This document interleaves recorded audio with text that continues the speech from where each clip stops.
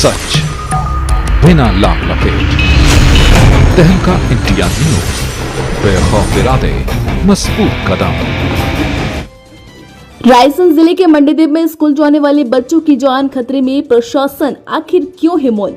हम आपको बता दें, सतलापुर के चावरा विद्या भवन स्कूल की लापरवाही के कारण बच्चों की जान खतरे में है।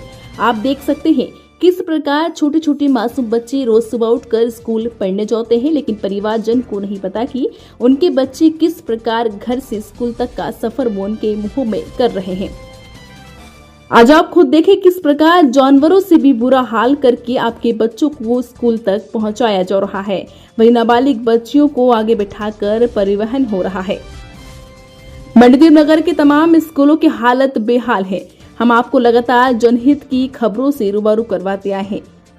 हम आप परिवारजन से निवेदन करते हैं कि अपने घर के चिराग का स्वयं परिपालन करें, स्वयं ध्यान दे व होशियार नागरिकता का परिचय दे, ताकि इस प्रकार गैस किट से संचालित हो रही वैनों पर जो कभी भी बड़े हादसे का कारण बन सकती है, इन पर सख्त से सख्त कार्रवाई हो।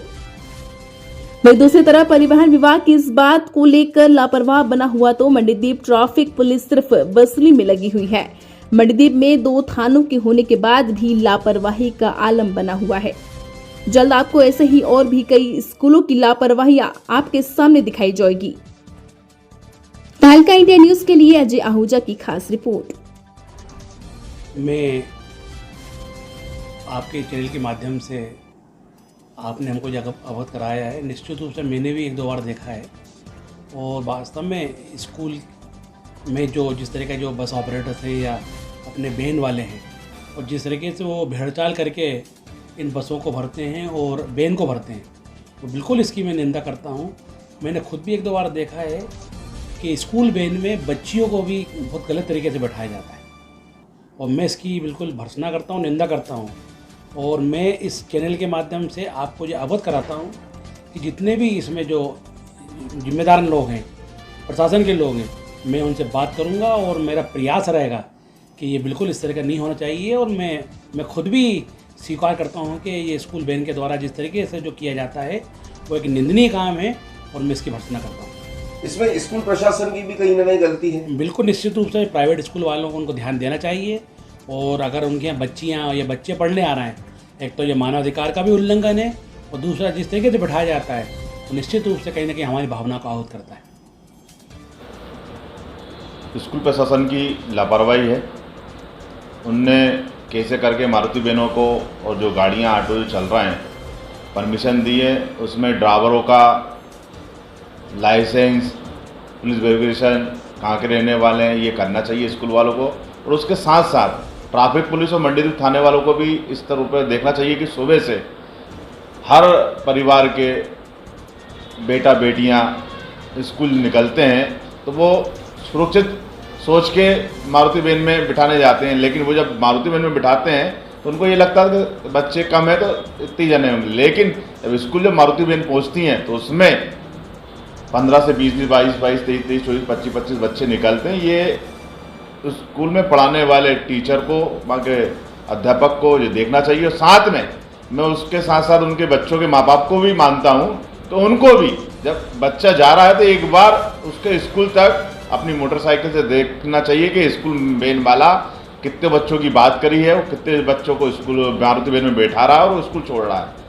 तो ये धनलाई चल रही है स्कूल और मारुति वैन वालों में, जो भी मिली भगत जो हो रही है और ट्रैफिक पुलिस वाले इसमें अनदेखी कर रहे हैं, ये गलत है।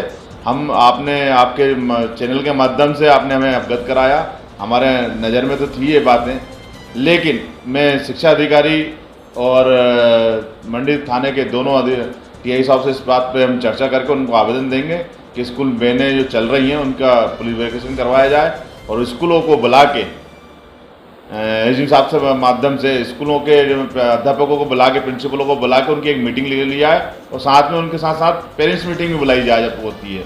तो उस पेरेंट्स मीटिंग में कहा जाए कि बच्चों को एक मारुति वैन में 8 से 7 जने की बच्चों की वो होती है तो उसमें उतने बिठाया जाए।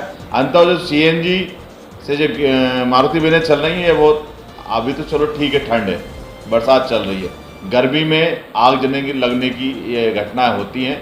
मैंने कुछ मारुति वैनों में देखा है आपके कुछ वीडियो बच्चों ने, स्कूल के बच्चों ने ही डाले हैं, मैंने उनको भी देखा है। मारुति वैन में CNG लगी हुई हैं और ये गलत है। ITO अधिकारी से कहते हैं ऐसी मारुति वैन जो CNG से चल रही हैं उनको तुरंत बंद करवाया जाए। देखिए, इनकी जांच होनी चाहिए प्रॉपर, क्योंकि हमने कई मामले देख चुके हैं जिनमें बसों में, खड़ी बसों में आग लग जाती है या फिर वैनों में आग लग जाती है। ये मुझे लग रहा है किसी बड़े हादसे का इंतज़ार कर रहा है प्रशासन।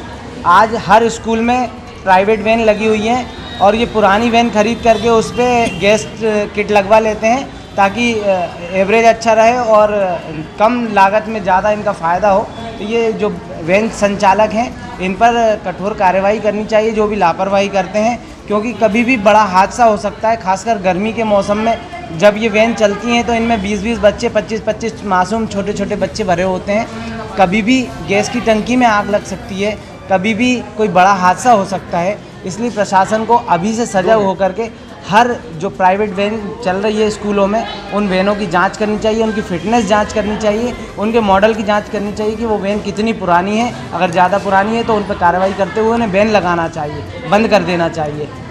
और साथ ही इसमें स्कूल प्रशासन की क्या भूमिका मानते हैं आप? देखिए, स्कूल प्रशासन उस पर बिल्कुल भी कार्रवाई नहीं करता है। स्कूल प्रशासन अपनी बसों को ध्यान रखता है, बाकी वो किस वैन से दूसरे बच्चे आ रहे हैं, वैन से प्रशासन को कोई मतलब नहीं होता है। और वो पेरेंट्स से भी साफ साफ कह देते हैं कि आपके बच्चे अगर वैन से आ रहे हैं तो हमारी इसमें कोई जिम्मेदारी नहीं, कोई रिस्क नहीं है, आपकी खुद की जिम्मेदारी है। जो भी होता है इसके लिए आप स्वयं जिम्मेदार रहेंगे, ये स्कूल प्रशासन का साफ साफ कहना है। और वैन पे स्कूल प्रशासन कोई लगाम नहीं लगा रहा है। देखिए, मेरा मानना ऐसे है कि जब स्कूल अपने स्कूल में जब बैन लगाता है, क्योंकि इसमें मेन भूमिका स्कूल की है, सबसे पहले स्कूल को ये पता करना चाहिए।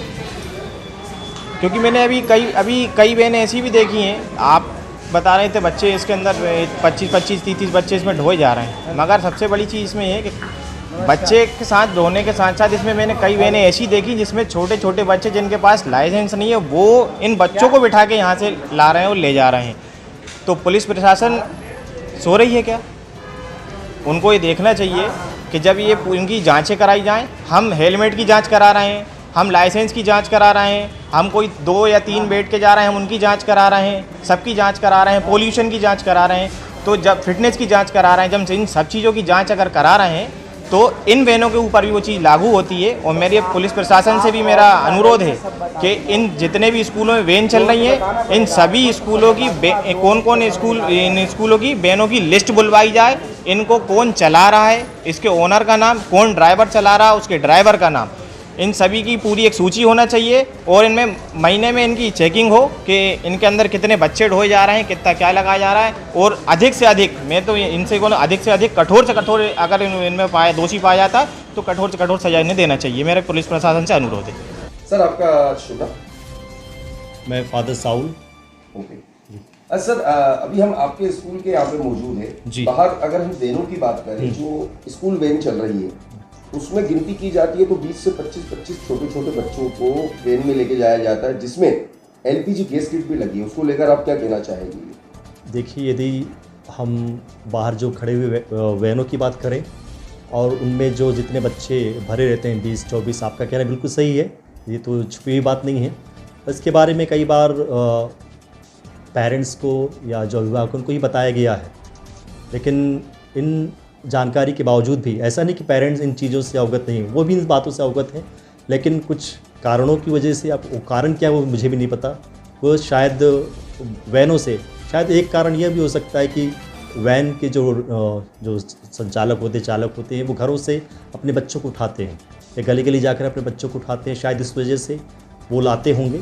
लेकिन फिर भी एक वैन में 20-25 बच्चों का आना वो तो सरासर गलत है, ऐसा नहीं होना चाहिए। सर, ये जो वैनें आ रही है RTO के मुताबिक ट्रेवलिंग कोटे की भी होनी चाहिए, ये इनकी प्राइवेट वैनों के अंदर लेके आ रहे हैं। जी, कहीं ना कहीं पर अगर कोई दुर्घटना भी होती है तो, हालांकि ऐसा होना नहीं चाहिए, दुर्घटना अगर भविष्य काल में दुर्घटना होती है तो इंश्योरेंस पॉलिसी भी क्लेम नहीं होगी। जी, इसको लेके क्या कहेंगे? देखिए, यदि वो प्राइवेट तरीके से भी लाते हैं, यदि मानदंडों का पालन करते हैं तो ठीक है, यदि way traffic rules and regulations के विरुद्ध जाते हैं तो जैसा कि आपने कहा बिल्कुल सत्य है, इसकी कोई इंश्योरेंस क्लेम भी नहीं होगी।